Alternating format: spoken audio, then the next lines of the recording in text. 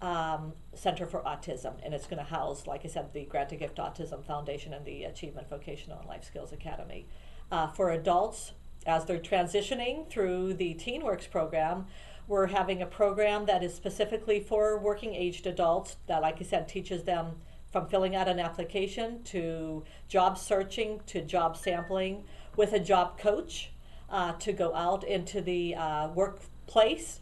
The job coach will learn the job and then be able to train the employee who has autism in that job and make the modifications, bring awareness to the employer and to the employees there, helping them learn about autism and those people skills that that person with autism most likely is working on, and being more accepting. How can we expect people in the community to be accepting of students and children and adults with autism if they don't learn about the disability?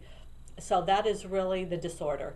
Well, that's the same Right. not only with autism, but interracial, Absolutely. interreligious, intercultural, is that it's much easier to hate or despise someone you know nothing about than once you meet them. Right. Even someone who with a disability like autism, Right.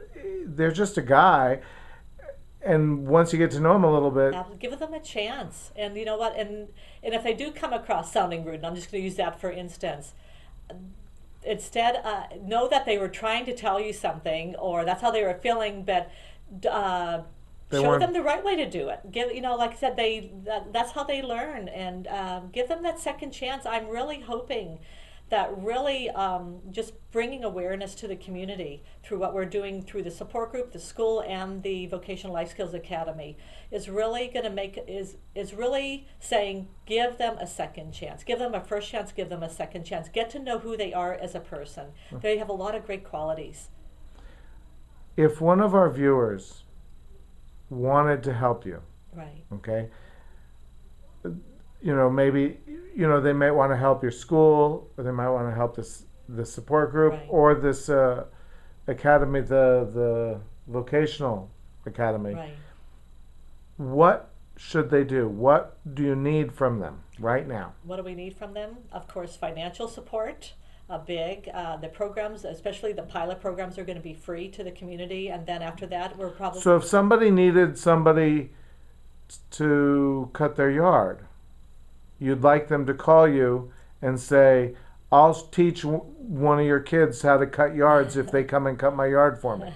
You'd there's like that something role like that? modeling. I don't know to that degree and everything. What we're doing is we have specific programs that we know that these young adults and adults need to be successful in living the life skills. We have a fully functional kitchen there, so they're going to learn how to cook, grocery shop, read labels. We have a laundry room there. They're going to learn how to sort their laundry, wash their laundry. So we're going to work on living skills there too, life skills, and also those employment skills. I would say if you have a business, a small business or a large business, where you're looking for employees, or if you would like to give someone with autism a chance, give us a call. That we're looking for people to network with out there, especially the TeenWorks, like I said, is going to be mostly nonprofit organization that we're there to help them out and teach our children how to work in an environment like that. Our adult work, as far as their vocational part of it, we want real jobs, and we want them to be paid at competitive wages. There's no reason why they shouldn't be. We want to have And you think, employers so, out there. so let's say I'm an Right. employer, let's say I Right. have a warehouse or a restaurant or Right. whatever. I have a business Absolutely. here in town, and I'm thinking about bringing on another minimum wage Right. employee. You think that relatively quickly I'm going to be getting my money's worth out of one of your kids? Absolutely. They have such potential if the environment is set up successfully for them, which is teaching them the job and getting to know them and making some minor modifications if that is what they need to be successful. We'll have the support for them there. We'll have the training along. How that. minor? The minor modifications could be maybe not as long as a workday. They would So a could be 6-hour part- day instead of an 8-hour day. Absolutely, or part-time for a while till they got to learn the job and then move them up. Modifications could be at the end of every workday, meeting with the job coach and with them and telling them all the positive things that they saw that day, and maybe then critique them. So you don't let them work there for a week or a month and then say you're fired because we didn't like this, this, and this. Those are the modifications that our children would need and our In adults would need. Toastmasters, they give constructive feedback. Constructive criticism. Well, they don't call it that. Okay, feedback. We'll call it feedback. feedback. Uh-huh. They use what's called the sandwich method, Mhm. where you give positive reinforcement, some constructive Right. feedback, and then some more positive reinforcement. Absolutely, we do that at the school, and I do that in my life, and that really absolutely. So that's really those are the modifications, like I said, and there could be some more depending on the adult, but really just working. I guess the modifications would be coming from getting to see what that job coach or that person that's working with them to help them transition into that job. But it could be description. pretty minimal for some of them. For some of them, and other ones could be more. It depends on their ability levels. So if somebody called you and said, "Look, I want to help, but I don't want someone that's a big headache," you wouldn't be offended by that. You'd try to accommodate them. I would say, what do you mean by big headache? I guess I would have some questions for them. Okay, about but that. but Right. you'd be willing to try and accommodate them so that they can accommodate one of your. Well, I would say it's our job at the Vocational Life Skills Academy is to place the right adults in the right jobs too. Oh, okay. And that's what the job sampling is all about too, is to place them in different jobs, see how they do and what they like.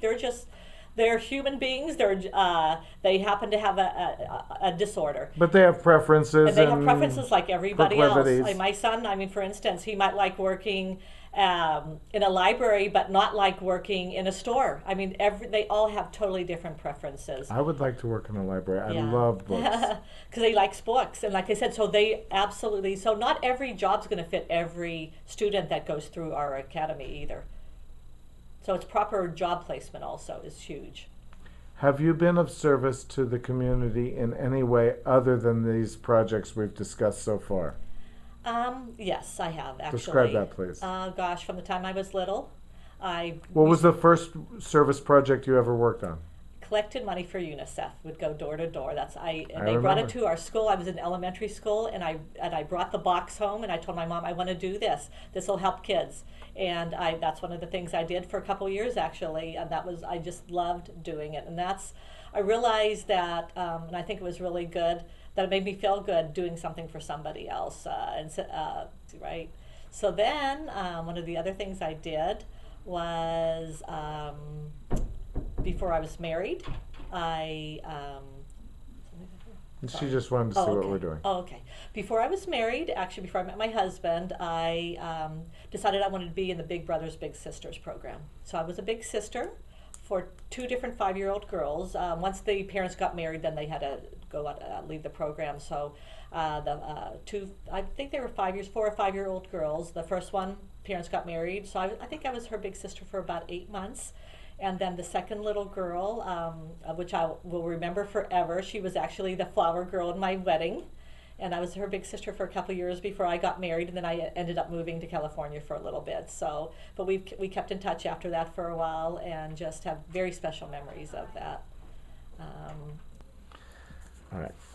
Anyway, after I got married, my husband and I experienced infertility problems, and actually met some wonderful people and friends along the way that also did that. So we started a support group called Resolve of Southern Nevada. I was on the board of directors there, and really, just like autism, had a personal interest in it, but it also made me really feel good about helping other families because I knew what they were going through.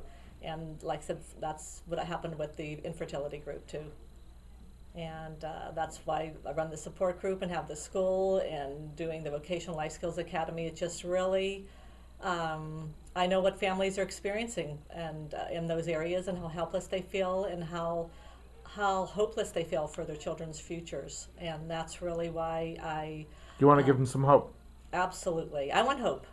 And in order, Well- There was one time in my life when I was younger that I thought heroes had to wear capes and jump from building to building, but all the wonderful people I've met along the way in my life that had struggles that overcame them and that were willing then to take that next step and help somebody else lessen their burden. Those are the real true heroes in life that I've met along the way, and there's a lot of them. Do you have any particular spiritual practice other than attendance in church that you practice? Spiritual practice for me is 24 hours a day. There's wake up in the morning or in the middle of the night. I truly believe, even though we don't, the school and everything I'm involved in is not Christian based, we are God led. There's so many times, I remember when before I started the school, I walked outside in the middle of the night looking up at the stars and going, am I meant to be doing this? Because there was just so many challenges and roadblocks to even opening our doors. And the next day there would be 3 phone calls from somebody, different people saying, what do you need? I heard about your school or whatever. And that's even how our board of directors got formed. And so absolutely, God gave me a wonderful son, gave me 2 great sons. One of them has autism, and he gave them to me for a reason, to make a difference in his life and to make a difference in other people's lives. And I truly believe that. I have 2 people in mind. Mm-hmm. I'm going to describe them to you. One is someone who's, they're doing well in their life. They might be married or they might be single, but their life is rocking and rolling. Mm-hmm. They're educated, they have a good job, they take great vacations, they have active social life. They're busier than a one-armed paper hanger. And then there's another person who maybe they're not educated, maybe they are, but for whatever reason they're struggling financially. Mm-hmm. They might be serially unemployed, they have work and they lose it, like you were talking about this autistic woman earlier, maybe something like that. Mm-hmm. Why would each one of those people want to be of service to something other than themselves? Through my experiences, my ups and downs in life, through just all the challenges that I've had, even personally, and I can just speak for myself, that I find that when I think of someone else and not myself, that my worries about what I'm going through seem lessened. I'm not concentrating on what pleases me at the moment and displeases, but it actually, what do I want? What will make me happy? Me. And I find this, and I truly believe this because I have been in both places where I was more, everything was about me and my interests and my what I wanted at that moment, and it's exhausting to think about yourself all the time.